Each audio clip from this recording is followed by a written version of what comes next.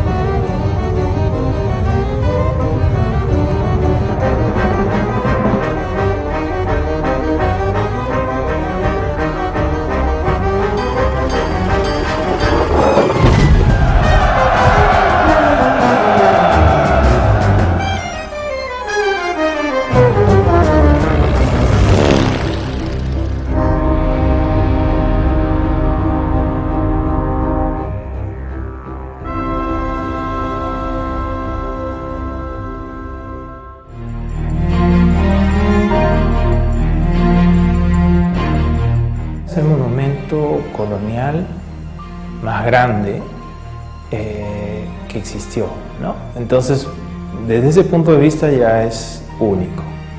Es un marcador, digamos, de dentro y fuera de la ciudad colonial. Entonces, también nos da una idea de cómo eran las fronteras en esa época. Es un monumento con muchas vidas, ¿ya? O sea, nace con un propósito, con una función oficial, pero va transformándose, no es un monumento muerto.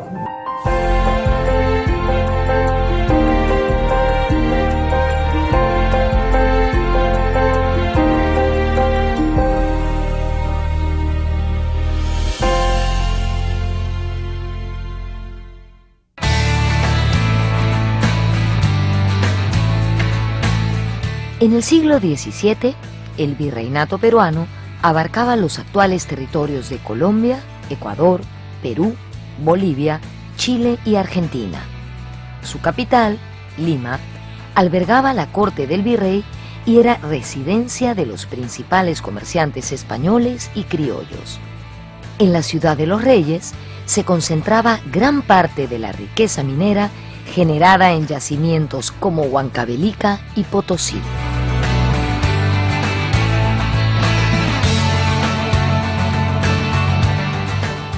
Lima tendría para entonces unos 20.000 habitantes, era una ciudad relativamente pequeña, sin embargo era la capital del virreinato. No olvidemos que para ese tiempo, finales del siglo XVII o a lo largo de todo ese siglo, la ciudad más poblada de América era Potosí, ¿no? Potosí era una ciudad que tenía más de 100.000 habitantes.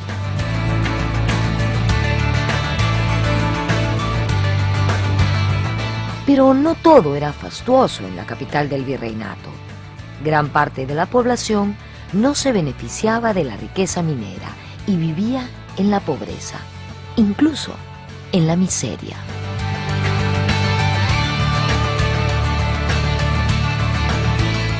Entonces, adentro vivía gente que era noble y tenían sus sirvientes, sus hijas y sus esclavos negros. Por eso muchos viajeros europeos que vienen a Lima se sorprenden de ver tanta cantidad de negros caminando por la ciudad. Y pocos indios, pues los indios eran sastres, limpiadores, aguadores, ¿no? Ayudantes, cocineros, pero ellos no vivían en la ciudad, sino les habían hecho una reducción al costado de la ciudad.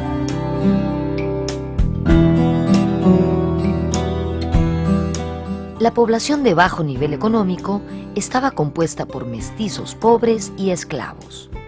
Ellos compartían el espacio con las clases más acomodadas. Sí, juntos, pero no revueltos.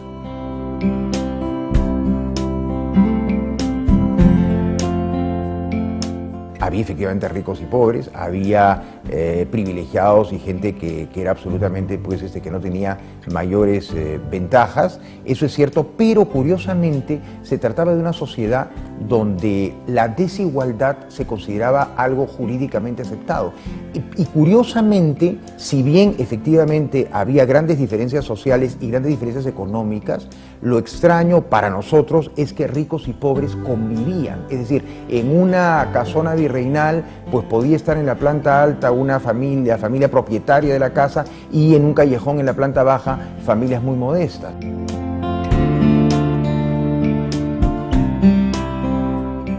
Los indios se encontraban agrupados desde 1571 en una reducción o pueblo de indios que se conocía como el Cercado de Indios. Esta reducción se ubicaba en el actual distrito de Barrios Altos. Se trataba de un pueblo amurallado dentro de la propia ciudad.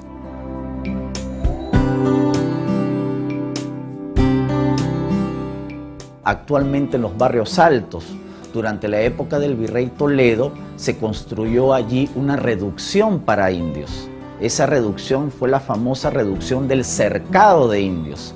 Y se llama cercado porque justamente el barrio estaba cercado por una muralla, con 2 o 3 puertas.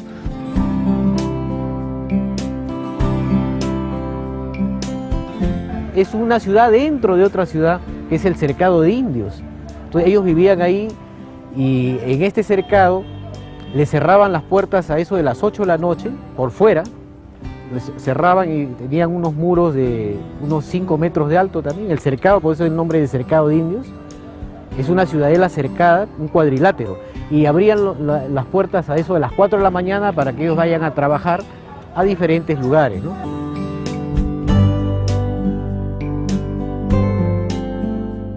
No hay ningún resto de esa muralla, porque cuando expulsaron a los jesuitas a finales del siglo XVIII, el barrio del Cercado prácticamente dejó de existir y los indios que vivían ahí quedaron pues a su suerte. Antes estaban vigilados, protegidos por los frailes jesuitas, pero con la expulsión ya prácticamente fue la partida de defunción de ese barrio Cercado.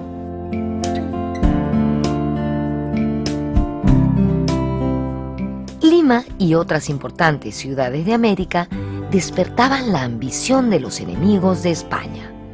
Piratas ingleses, franceses y holandeses amenazaban las costas hispanas y las rutas del comercio marítimo de España con sus colonias americanas. Ante el peligro, varias ciudades costeras fueron amuralladas, sobre todo en la costa atlántica.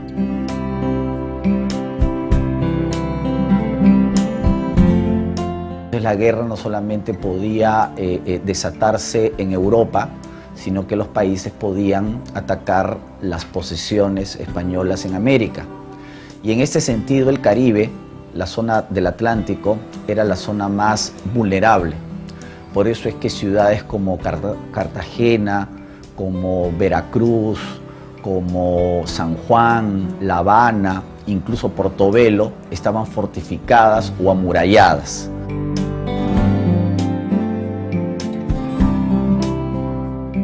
En 1624 apareció en el Callao una flota holandesa liderada por Jacques L'Hermite.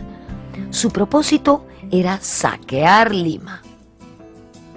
Al final de cuentas, el ataque nunca se produjo, pero la sensación de inseguridad quedó latente. La población limeña sintió de cerca la amenaza de esos avesados navegantes.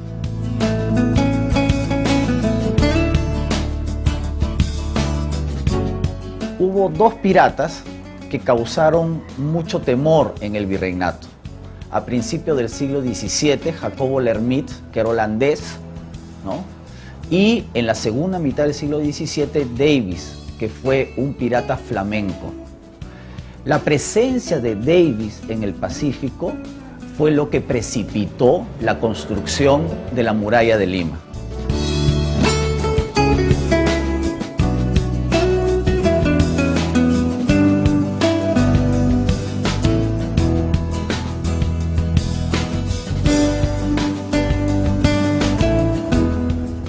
siglos XVI y XVIII, España casi siempre estuvo en conflicto con otros países europeos como Francia, Inglaterra, Holanda, y por ello era lógico que se temiese un ataque de corsarios o piratas a los puertos y ciudades más importantes de sus colonias en América. Con tal motivo, ciertas autoridades y vecinos principales de la ciudad de Lima decidieron amurallarla. Esta fue una empresa costosa y sucedió durante los tiempos del virrey Melchor de Navarra y Rocafull, duque de La Plata.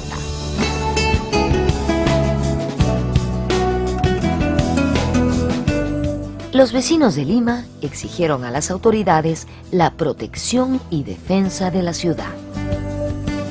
Algunas opiniones consideraban que no era útil ni práctico levantar una muralla defensiva, ya que bastaba la muralla que existía en el Callao, que era la puerta de entrada a Lima.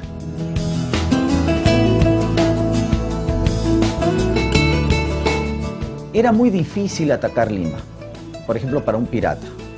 Implicaba, por ejemplo, desembarcar, venir con mucha gente, ¿no?, con caballos, ¿no?, desembarcar en el Callao, cruzar el desierto, ¿no?, y atacar Lima. Además, Lima no está hacia el lado Atlántico. Eso implicaba un enorme esfuerzo, un viaje muy duro, porque implicaba doblar el estrecho de Magallanes, ¿no? Lo más lógico era fortificar el Callao. El Callao era la defensa de Lima.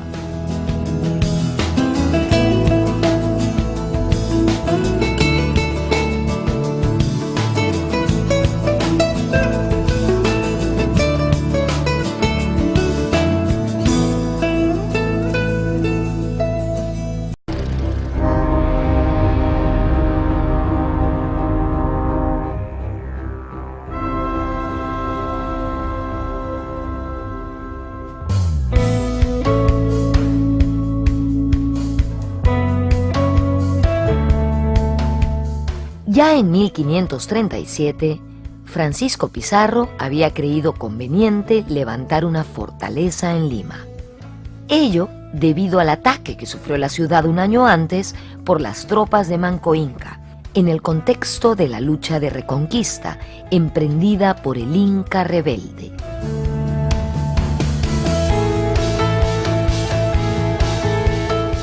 Ahora, el origen más remoto de la muralla de Lima se remonta a 1537. ¿Por qué? Porque un año antes la ciudad de Lima fue amenazada y de hecho sitiada por las tropas de Manco Inca. Y Pizarro, después de ese susto, ¿no?, pensó en la posibilidad de defender Lima a través de una muralla.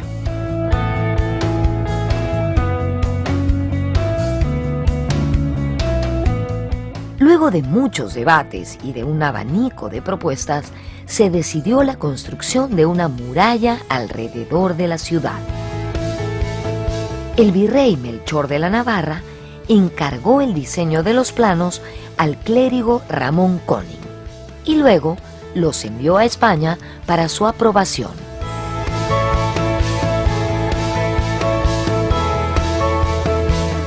Estos planos son enviados a Sevilla, España, para que el Consejo de Indias lo revise y dé su aprobación y mande el dinero. Pero por casi 2 años no mandaban la respuesta, y cuando la mandaron el plano con algunas correcciones de los especialistas militares de la época, como era el duque de Bournonville, se llamaba, que es el especialista en construcciones militares de Sevilla. Pero le dijeron al virrey que no le iban a dar ni un centavo, que él vea cómo se consigue el dinero.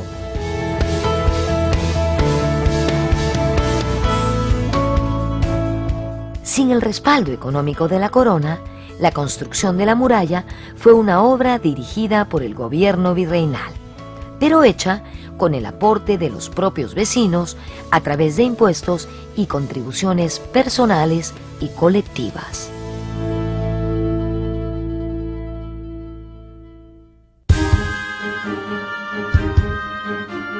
El virrey fue muy hábil y creó impuestos, una sisa a la carne, o impuesto, ¿no?, a la carne, impuestos a la importación de negros, a los esclavos, impuestos al alquiler de viviendas, impuestos a diversos productos que se vendían y se negociaban en Lima, y le sacó también dinero a todas las órdenes religiosas, ¿no? Menos los franciscanos, que se excusaron por ser orden de caridad. Y algunos decían que no tenían plata con qué darlo. Entonces el virrey les planteó: si no tienes plata, paga con trabajo. Puedes mandar a tus operarios, a tus esclavos, o tú mismo venir, pero todos contribuyen.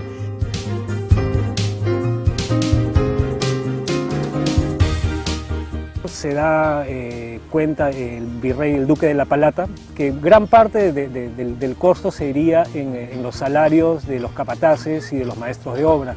Entonces decide que esta no sería la forma de hacerlo, sino que se haría por asiento, ¿no? Esto significa que le asigna a un sector o una orden o a una institución de la ciudad el levantamiento de cierto sector de las murallas, ¿no? Y esto permite que las murallas se desarrollen, se levanten casi al unísono, ¿no? Y se realicen realmente en muy poco tiempo.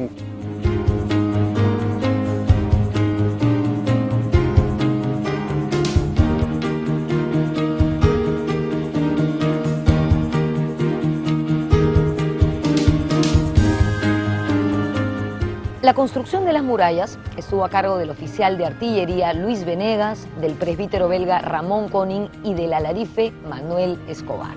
Evidentemente, la obra era muy costosa y para financiarla, el virrey Melchor de Navarra y Rocaful tuvo que incrementar ciertos impuestos y crear impuestos especiales. Además, contribuyeron a la construcción de las murallas los corregimientos, las órdenes religiosas, los gremios de artesanos, ciertas personas adineradas, en fin, nadie se libró de dar la suya para este proyecto.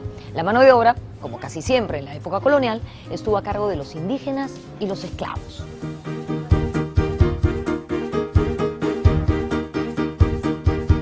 La mano de obra, al igual que todas las grandes construcciones de la época de la colonia, va a depender directamente del hombre indígena, ¿no?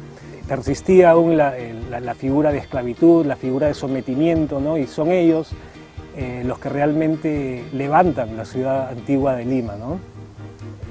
Tanto así que en el momento en que se construye la muralla se asignan también, ¿no? Cada persona que aporta, digamos, puede aportar con dineros, con materiales, pero también con personas, con esclavos, con servidumbre, ¿no?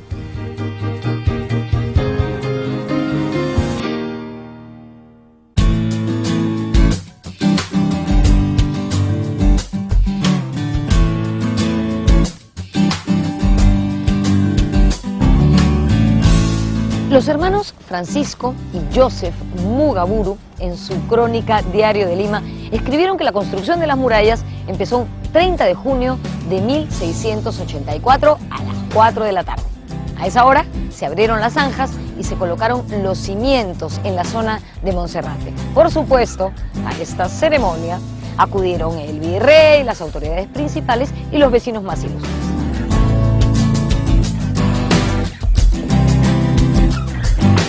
El material usado para la construcción de las murallas fue principalmente el adobe. Entre el muro mayor y el muro menor se rellenaba el bastión y se creaba una plataforma cuya base era casi siempre de piedra.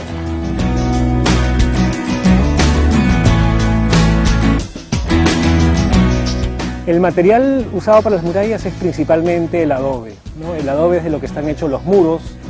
Hay un muro que es el muro principal o la escarpa, que está hecha con una base, un cimiento de piedra ciclópeo y levantado completamente en adobe. Luego tenemos el muro menor, que viene a ser la contraescarpa, ¿no? entre los cuales se puede rellenar el bastión, digamos, para crear una plataforma.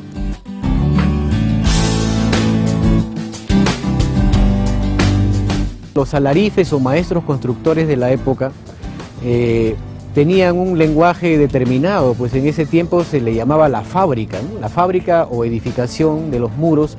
El muro tenía lienzos, cortinas, que son los muros que están en la parte exterior, y un relleno en la parte central.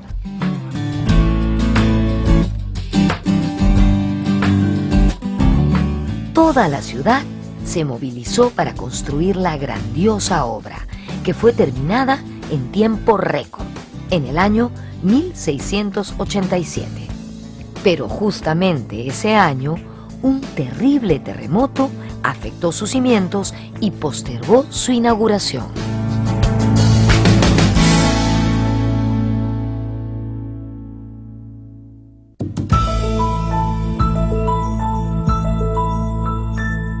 Cuando se estaba culminando el amurallado, sobrevino el 20 de octubre de 1687 un terremoto que, según los especialistas y todos los estudiosos que han tratado este tema, calculan que ha sido de 8.1 grados en la escala Richter actual, ¿no? Y ese terremoto se trajo casi todo por tierra, ¿no? Todas las iglesias, la única que no se cayó fue San Francisco. La catedral se vino abajo, las torres de la catedral, solo quedó el frontis. Y en la muralla se derribó en un 40% por el terremoto, ¿no? La opinión de los especialistas era que ya no se haga el amurallado porque más trabajo y va a ocasionar. Pero aún así la población insistió y se terminó, a tal punto que se tuvo que postergar la inauguración de la muralla de 1687, que estaba programada a culminarse, hasta 1689, 2 años más.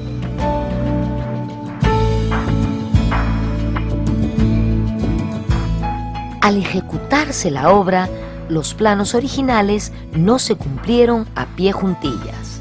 Ello se debió, entre otras cosas, a la premura de su construcción y a los efectos del terremoto.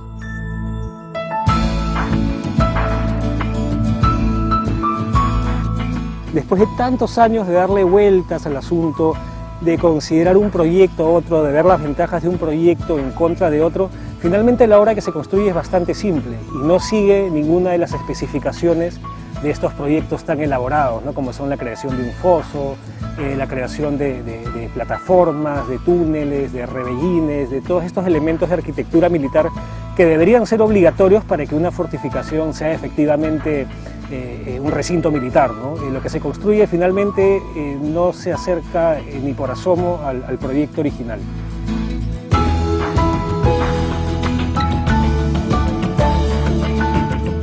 Juan Ramón König diseñó el muro y en la periferia de la muralla un foso para echarle agua, como los castillos medievales, ¿no? Pero eso no se consiguió hacer, aunque el cimiento es de piedra, preparado para soportar el agua.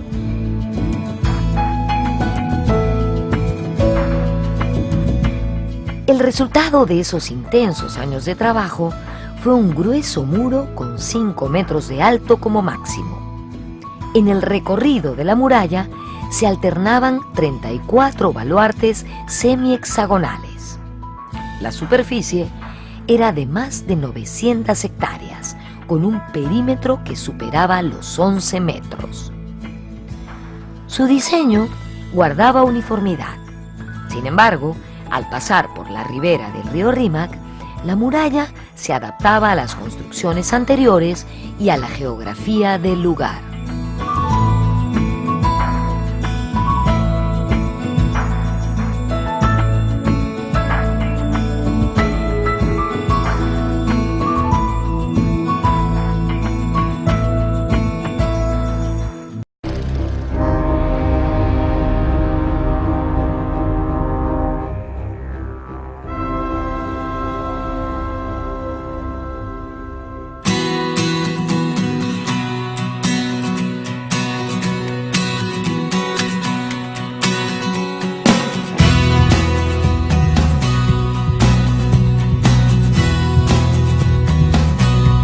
La construcción de las murallas requería un terreno llano y ancho.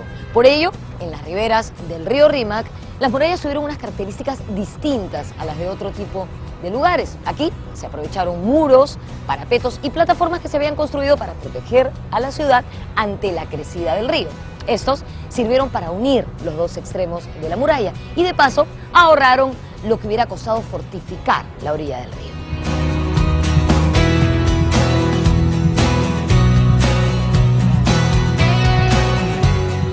Y el muro es de adobe, salvo la parte que está para el Parque de la Muralla, donde los muros son de ladrillo y calicanto, porque está cerca al río y por la erosión y la defensa ribereña, ¿no?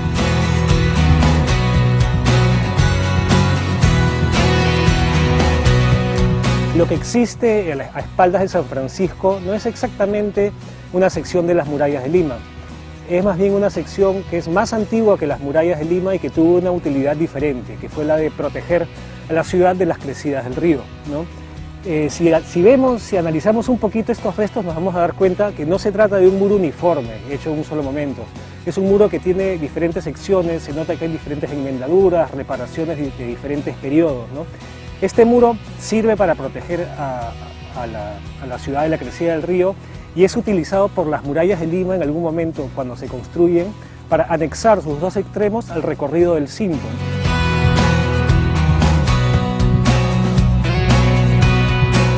A lo largo del recorrido de la muralla fueron abriéndose paulatinamente 10 puertas: Monserrate, Callao, San Jacinto, Juan Simón, Guadalupe, Santa Catalina, Martinete, Cocharcas, Barbones y Maravillas.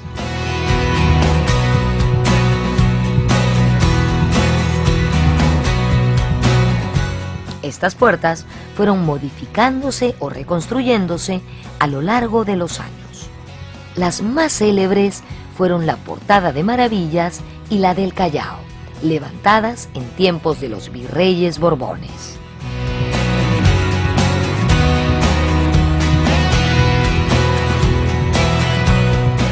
La muralla tenía 10 puertas, ¿ya? Pero de esas 10, por lo que he visto, por las fotografías, por los grabados, 2 eran las más, entre comillas, bellas.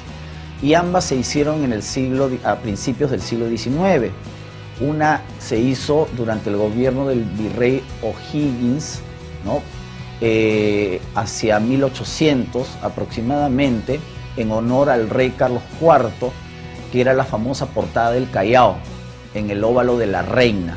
Era de estilo neoclásico. Esta estaba ubicada exactamente donde hoy está la Plaza 2 de Mayo.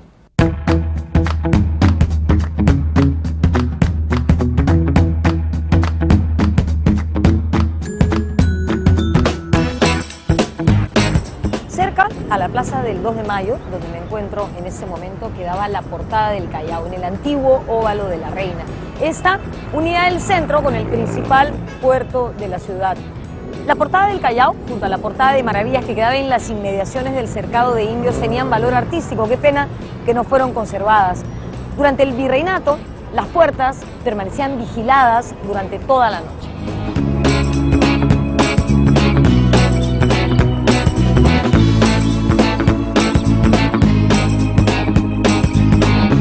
La portada, digamos, más elegante o más vistosa o principal, en todo caso, sería la Portada del Callao. Lo que marca hoy día la vía que se dirige hacia el Callao era la más elaborada, la arquitectónicamente más esmerada, digamos, ¿no?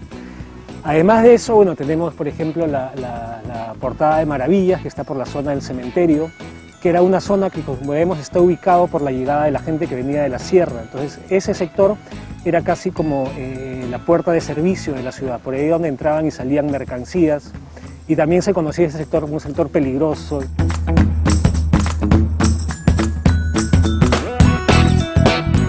La puerta, o Portada de Guadalupe, se encontraba en las inmediaciones de la actual Plaza Grau.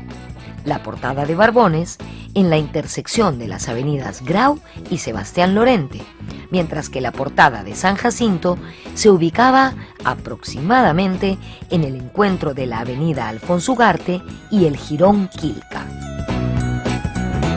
Al hacer un recorrido por el perímetro de la muralla de Lima, se percibe que sus muros recorrían las actuales Avenida Grau, Paseo Colón, Alfonso Ugarte y la margen izquierda del río Rímac.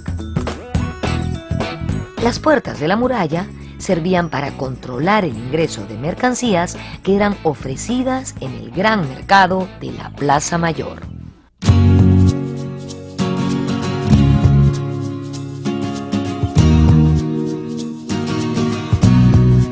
Todos los productos que llegaban a la Plaza Mayor, donde era el mercado, debían pagar algo por la entrada, digamos, ¿no? Yo he encontrado documentos donde había que pagar el real de Juanillo, me acuerdo. Eso es un poco más tardío, pero es, traes papa, traes trigo, debes pagar algo en las portadas de la ciudad, ¿no? Entonces se regulaba todo eso. Y eso provocaba que cueste más, ¿no? Las autoridades, digamos, del siglo XVII siempre se enorgullecían de que Lima tuviera el mercado más importante con todos los productos a la vez, lo cual no sucedía en ninguna capital de Europa. Entonces ese era su prestigio, su orgullo. Ese abastecimiento solo era posible porque Lima tenía relación directa con todo su hinterland, con su área suburbana o área rural circundante.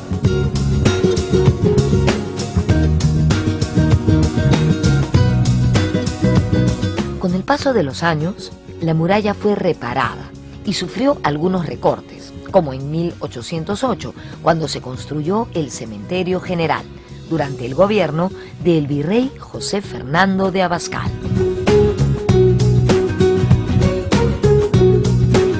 La portada de Maravillas, que quedaba a la altura de lo que es ahora la iglesia del Santo Cristo, ¿ya? Esa puerta la construyó el virrey Abascal, ¿no? Y servía como acceso al cementerio, porque recordemos que en 1808 Abascal construyó el nuevo cementerio de Lima, el Cementerio General, y para acceder al cementerio se construyó esa puerta. Eso quiere decir que la primera demolición parcial de la muralla fue durante el gobierno de Abascal. Durante la emancipación y la República quedó en evidencia su poca efectividad en materia defensiva.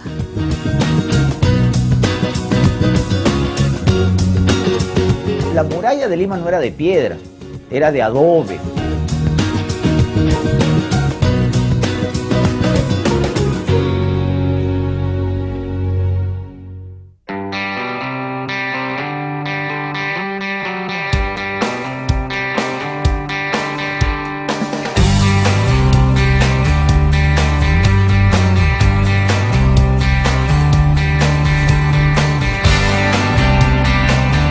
Las murallas, que fueron construidas con fines militares y defensivos, en realidad nunca se usaron para eso. Terminaron siendo una especie de control de las mercaderías y personas que ingresaban a la ciudad.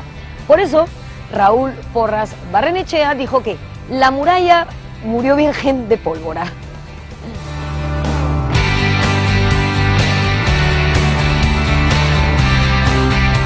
La ciudad nunca pudo estrenar su muralla más que para la finalidad elitista y decir que Lima es una ciudad medieval, europea,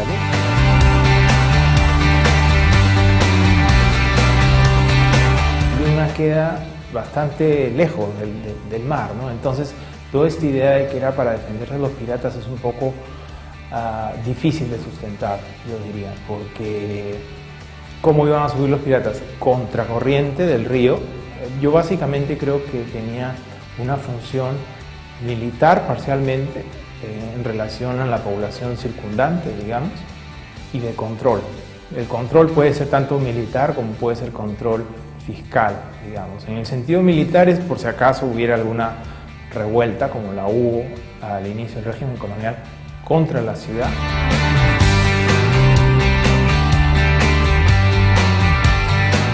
En el siglo XVII también se levantaron en el Perú dos murallas más, una en el Callao, como ya mencionamos, y la otra en Trujillo. Estas construcciones tuvieron distinto destino que la muralla levantada en la capital del virreinato.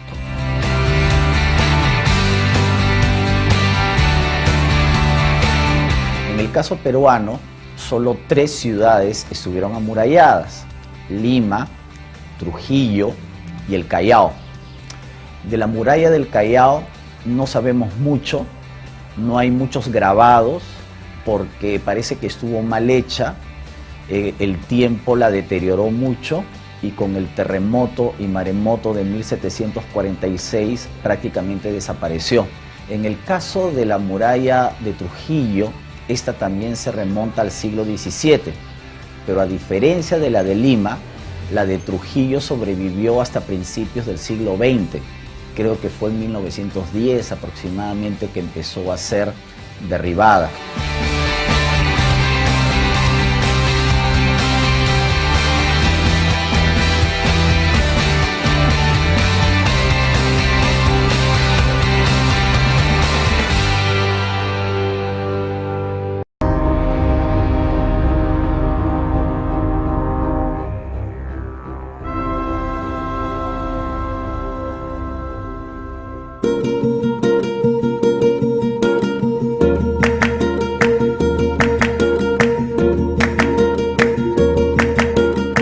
A lo largo de su existencia, las murallas de Lima sirvieron principalmente para el control interno de la ciudad. Sus puertas, vigiladas todo el día, funcionaban como lugares de inspección de las personas y mercancías que entraban y salían de la ciudad. En una de las tradiciones de Ricardo Palma, ambientada en la época de la independencia, se describe el papel supervisor de las puertas de las murallas.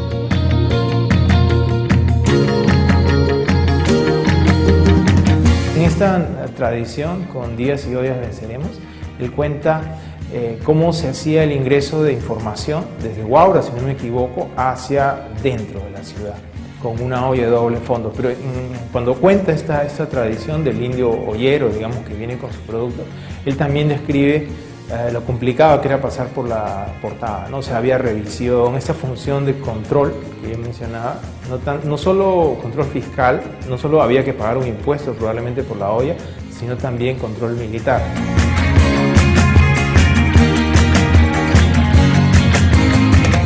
La muralla nunca fue utilizada para el objetivo que se construyó, para el que se construyó, y la muralla terminó siendo un sistema de control de la población, de control social, porque como tenía puertas, las puertas se abrían y se cerraban de acuerdo a un horario. Entonces las autoridades podían controlar quiénes entraban, quiénes salían. Incluso entrar por una puerta implicaba que tú te debías movilizar por ese barrio, no por toda la ciudad.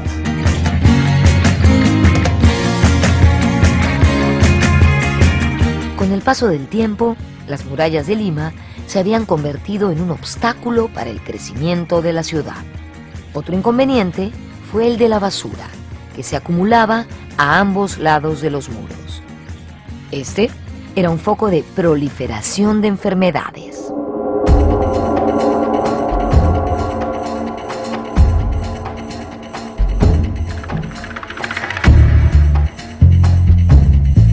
Pero con el tiempo, la muralla se convirtió en un problema. Y no solamente porque impedía la expansión de la ciudad, sino porque, según los higienistas de la época, la muralla también impedía la libre circulación del aire, ¿no? Y eso podía significar, según los médicos de la época, ¿no? La aparición de enfermedades, de epidemias. Y de hecho, en 1868, Lima sufrió una epidemia de fiebre amarilla bastante dura, lo que ocasionó cientos de muertos. Yo creo que esa epidemia fue la partida de defunción de la muralla.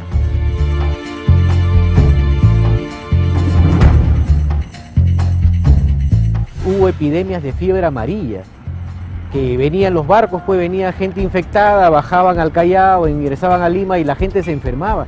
Y tú verás que no había cementerios en los primeros, en los años coloniales, no, la gente se enterraba en las iglesias, de tal manera que a Meix lo contratan para derribar porque a extramuros se habían amontonado grandes cantidades de basura. Por donde dice las crónicas que yo he revisado, era fácil escalar los muros por las montañas de basura.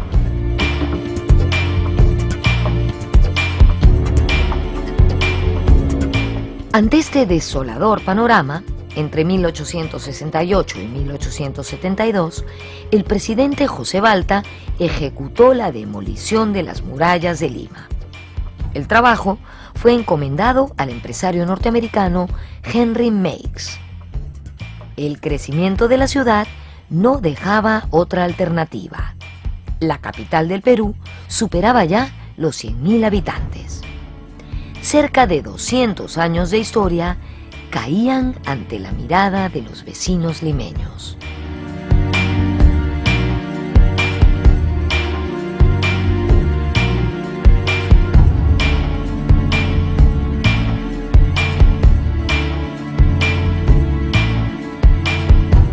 Las murallas aprisionaban Lima y además comenzaban a generar problemas graves. Se acumulaba la basura a sus lados y la delincuencia merodeaba en las inmediaciones.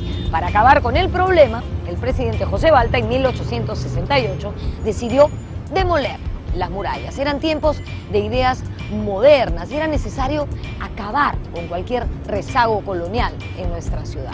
Además, se imponía el estilo de las grandes avenidas europeas, como las parisinas. Por ejemplo, por supuesto, nosotros también queríamos lucirlas. Así que, para construir estas avenidas y demoler la muralla, se contrató al empresario norteamericano Henry Meigs.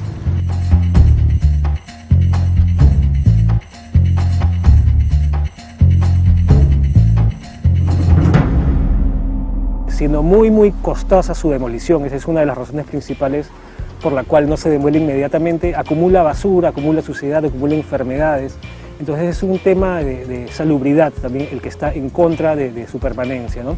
Finalmente no es ni una ni otra razón las que llevan a demoler las murallas, ¿no? Finalmente es un negocio inmobiliario que hace Henry Meigs, ¿no? Que le propone a Balta, le propone él encargarse de la demolición, del costo de la demolición de las murallas, con la condición que le otorgue 2 franjas para urbanizar a los lados de la avenida Grau, ¿no?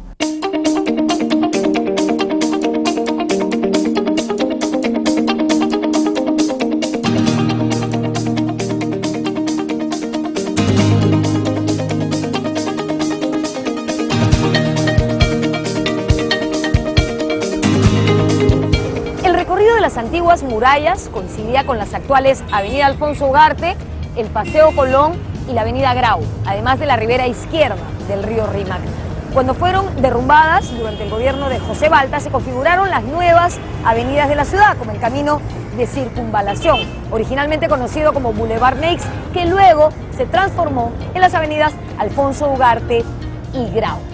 Estas avenidas, años después, se prolongaron, coincidiendo en la Plaza Bolognesi, que fue inaugurada en 1905, donde me encuentro en este momento. Así podemos comprobar que las avenidas actuales se hicieron siguiendo los trazos de las murallas coloniales.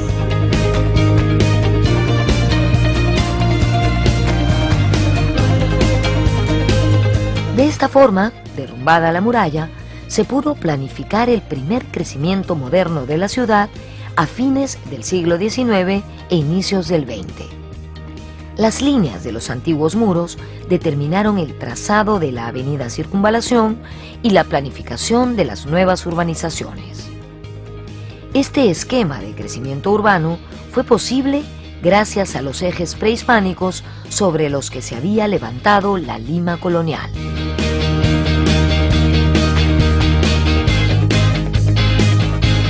Lima, en el momento de amurallarse, no era un gran cuadrado, como planeó Pizarro en algún momento, sino era un gran triángulo, ¿no? Este triángulo se forma porque existen 2 ejes o 2 vías prehispánicas que son bastante importantes, que son ahora el Jirón Quilca y el Camino de los Llanos, que se convierte luego en la vía expresa de ahora, ¿no? Estos ejes, de alguna manera, delimitan la forma real de la ciudad y van a delimitar la manera como se amuralla Lima, ¿no? Al extenderse paralelamente estos ejes. Luego, al demolerse las murallas, un siglo y medio después, estos ejes principales se van a convertir en la avenida Grau y la avenida Alfonso Ugarte, ¿no?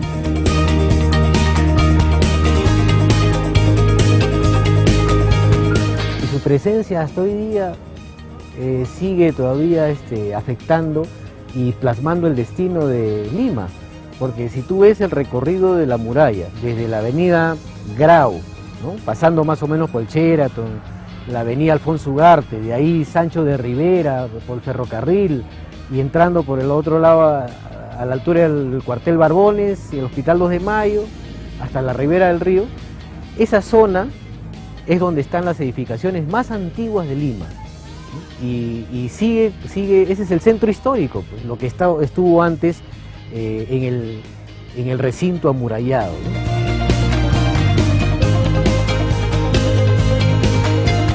En la actualidad es poco lo que queda de las murallas coloniales. Vecinos y autoridades debemos unir esfuerzos para rescatar estos escasos y valiosos restos y ponerlos en valor, ya que constituyen una parte esencial de la historia de la ciudad.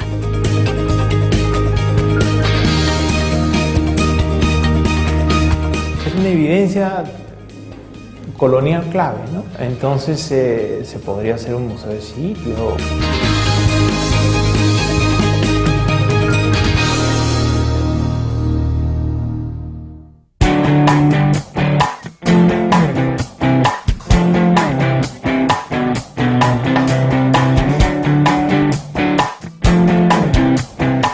Son pocos los restos que encontramos de las murallas, además de los que se conservan en la ribera del río Rímac.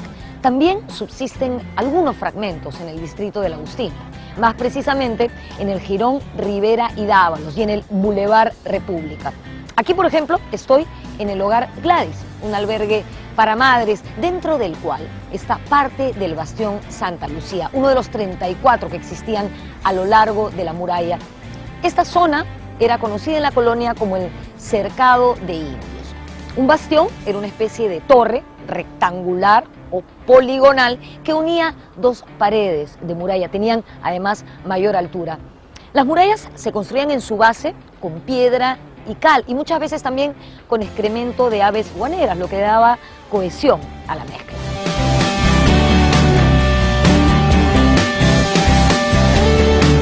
Tienes como lo que los arqueólogos llaman post-vida de la muralla, o sea, pese a que la muralla ha sido destruida, todavía marca el crecimiento de la ciudad.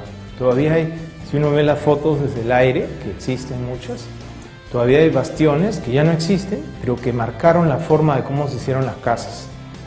El bastión, el último que queda, digamos, también ha generado, digamos, un propio conjunto urbano.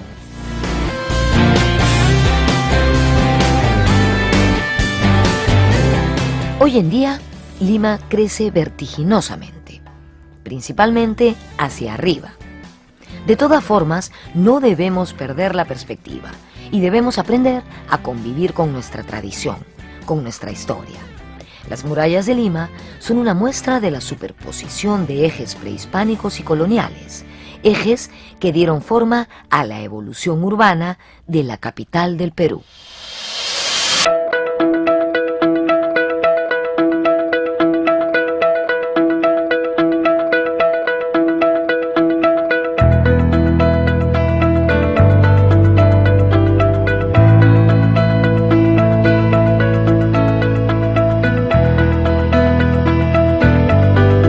En cualquier historia que queramos contar de Lima, de nuestra ciudad, debemos contemplar que estuvo amurallada durante 200 años, controlando el ingreso y salida de sus habitantes.